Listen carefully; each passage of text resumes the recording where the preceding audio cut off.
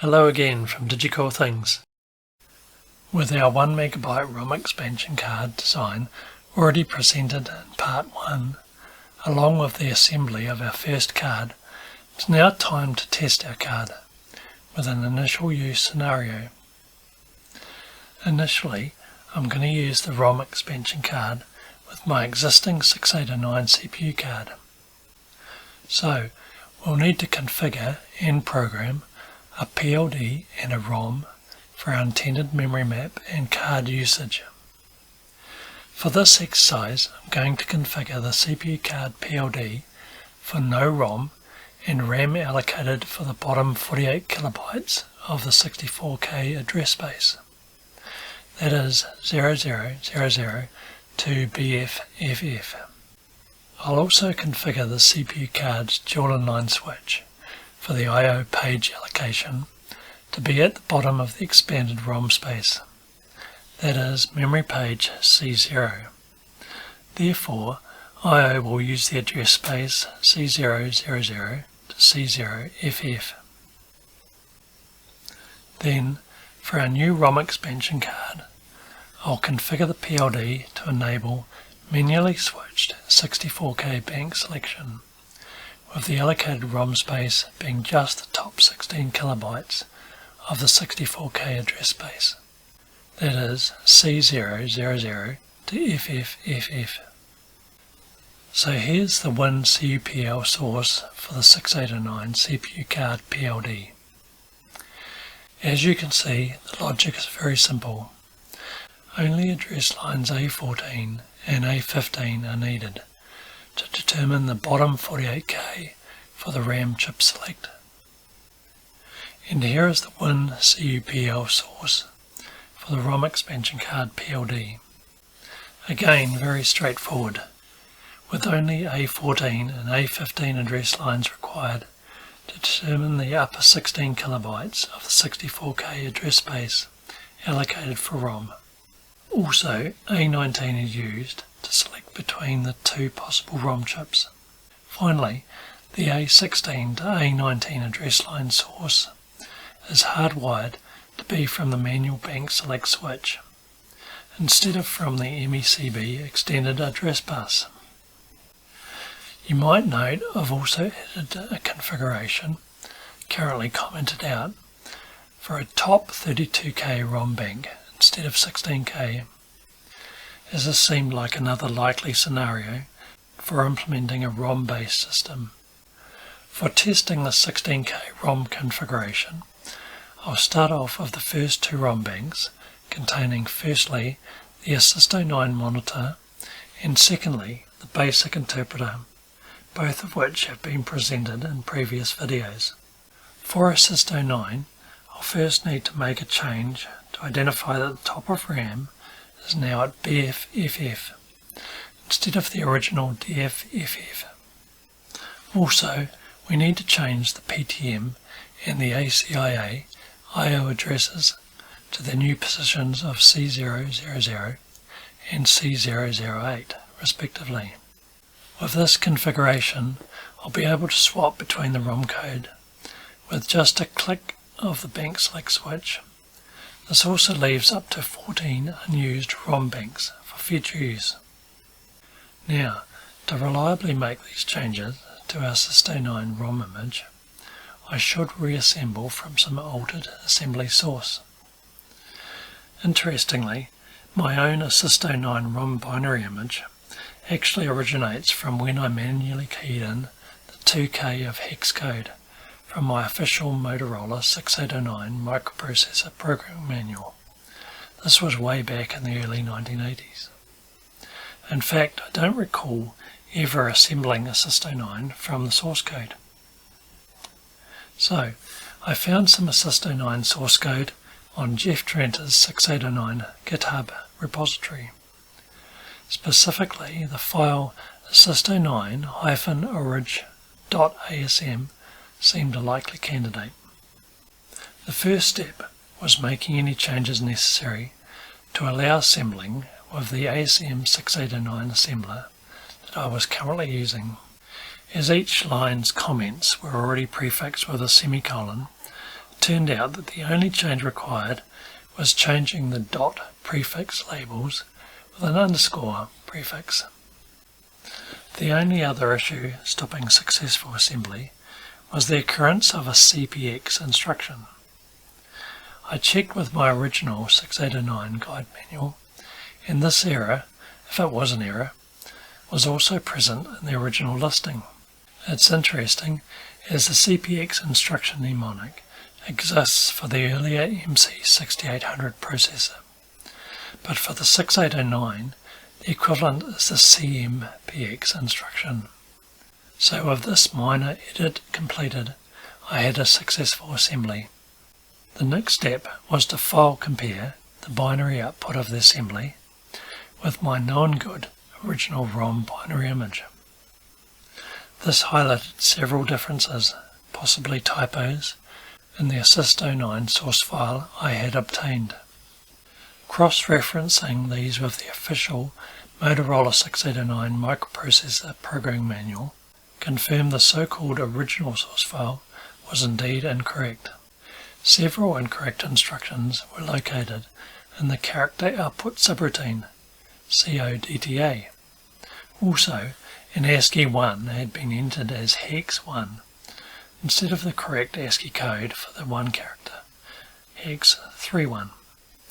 With these corrections made to the source, I was finally assembling an identical bin file output compared to my original 1980s hand-entered hex ROM image. I'll be sure to add this to the MECB GitHub repository so that a genuine original Assist09 source file that can be assembled with ASM 6809 is available to others. With the corrected original Assist09 source, I can now make the simple changes required for my ROM expansion card's first test. As noted earlier, all I need to do is change the RAM workspace offset from -1900 to now be -3900 to shift it from the DF00 page to the BF00 page.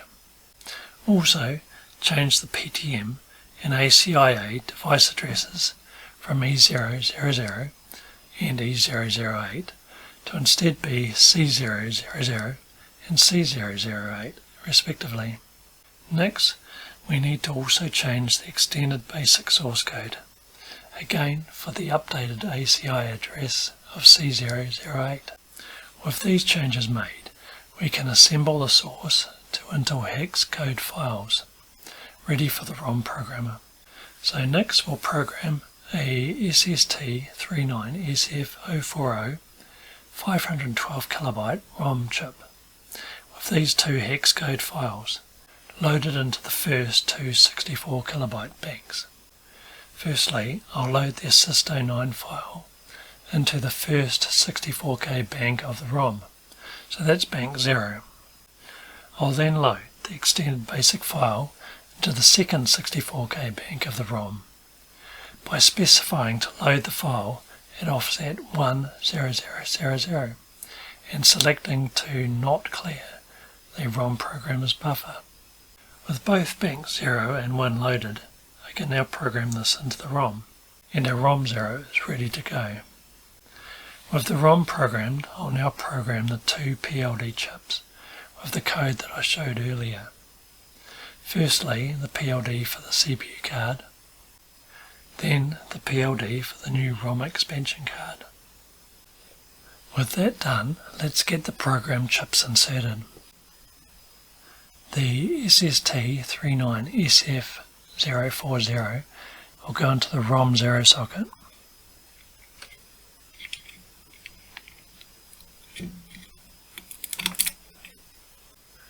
And then our ROM expansion card PLD.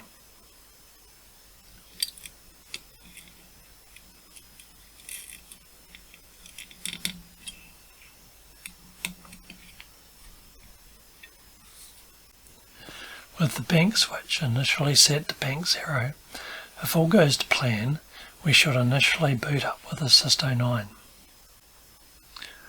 For our CPU card, we'll insert the new PLD. So let's take out the old one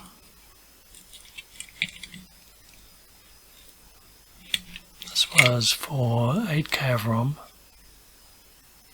and we'll switch it for the new one, which is for the 16K of ROM and 48K of RAM. Then we'll change the I/O bank select dual align switch to bank C0. So just A14 and A15 switches are set to 1, with the other 6 address lines set to 0. Finally, we'll remove the onboard ROM chip, as we'll now be running the ROM code from the new ROM expansion card. So let's insert our CPU card back into the backplane. For the ROM expansion card, I think I'll add the standoffs so that we can mount it in the horizontal connector.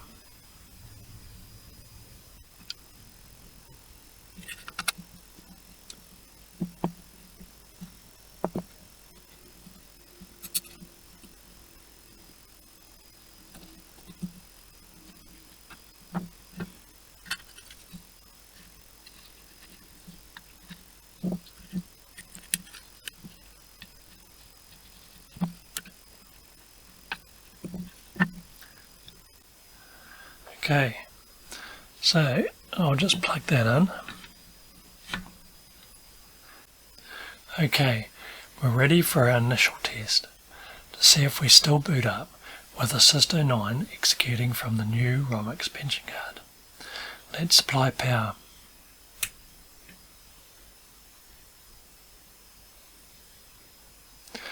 Okay, that didn't work. So time for a little debugging. First, I tried dropping the crystal frequency from 16 MHz to 8 MHz, so I was running at the rated clock speed of the MC68B09 CPU that I currently have inserted. No joy. Next, I went back and programmed the updated System9 code into my CPU card's 28C256 ROM and inserted it back into the CPU card to check whether all was working without the ROM expansion card. This time we had success. So this confirmed the issue was with the new ROM expansion card, as opposed to a code error. With the ROM code confirmed, next step was to relook at the PLD logic. And this is where the error in my logic became immediately apparent. To ensure the logic equations are easy to read by consistently using positive logic, I invert the negative logic signals at the pin definitions. Chip selects are traditionally negative logic, active low, so my 3 possible chip select outputs are negated at the pins. This is where I made my logic error. CS2 or chip select 2 output is being used to select the A or B input of the 74257 2-line to 1-line multiplexers, and I just set the high or low level based on the 74257 datasheet, overlooking that I was inverting the signal at the output pin. The solution to this is to remove the signal inversion at the output pin definition. I'll also rename the pin so its use is no longer confused by the chip select terminology. So with that correction done, I'll remove the PLD and reprogram.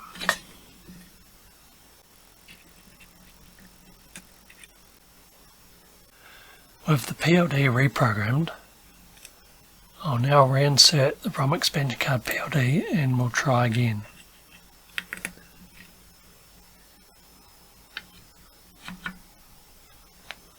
Feeling confident, I've also returned to the 16 MHz CPU card crystal, so that I'm once again double overclocking my Motorola 68B09 to run at 4 MHz instead of its rated 2 MHz. Okay, let's apply power.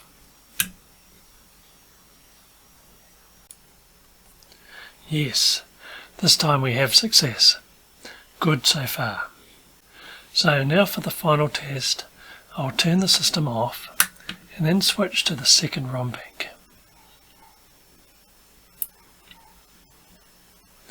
and again apply power.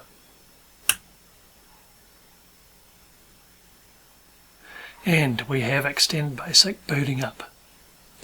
In addition, we still have up to 14 ROM banks available for whatever else we might want to load up in the ROM expansion card. It's worth also noting that a Systo9 takes just 2K of ROM space and actually provides a good foundation for writing your own ROM applications. Systo9 provides some useful system calls and also provides a startup hook for automatically running your extension code. Also, I note again that I've run these tests with the CPU card still being overclocked at 4 MHz CPU speed, using a 2 MHz 68B09 CPU. So I'm pretty happy with how the bus and the new ROM expansion card are performing. Now that I'm happy with the test results, I'll add the ROM expansion card PCB and perhaps a couple of add-on pack options to my Tindie store, just in case anybody would like to play with one. Other than that, my next intended usage will likely be with a 6502 CPU card, perhaps with my original idea of recreating the Creator-Vision game console of the 1980s, but more on that later. That's it. Thanks for watching.